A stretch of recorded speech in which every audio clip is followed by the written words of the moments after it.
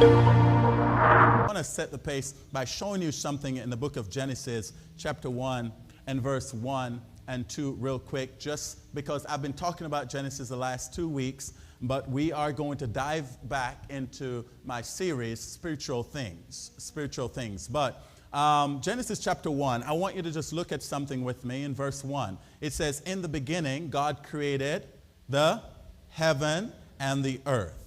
And the earth was without what? Form and void, and darkness was upon the face of the deep.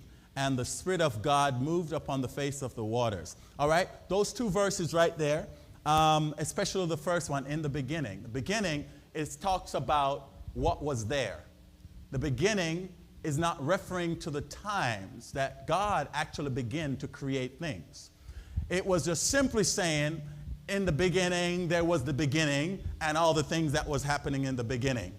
It did not give you all the details of what happened in the beginning. What am I saying? I'm letting you know that by you looking at that scripture, sometimes people begin to read that scripture and say, in the beginning, God created. They think that the creation began right then. But in the beginning is saying it was always there.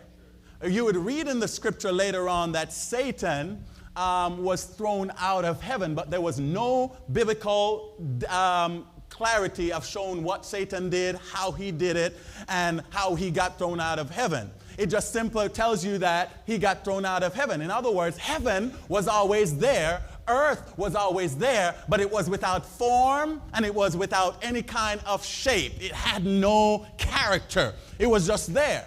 And that's when God says, now I'm going to create things and begin to put things into perspective.